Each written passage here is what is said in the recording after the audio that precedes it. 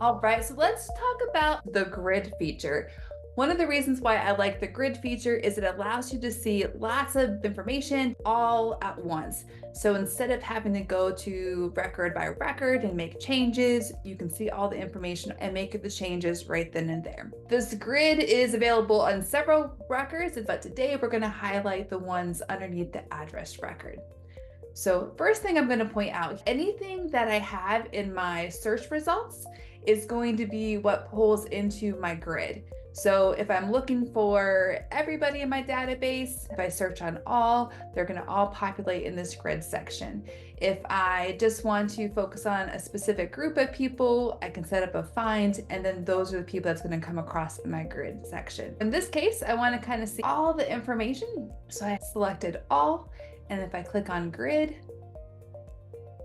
everybody's going to be kind of populated here. At a glance, this allows me to see what information do I have that is missing. So let's say I was entering in, but I didn't quite have the Brown's full address information. So if I wanted to quickly fix those holes, I just click to highlight that cell so it turns yellow. And then when I double click, then I can enter in the missing information. So again, very, very quickly, don't have to go back and forth through records.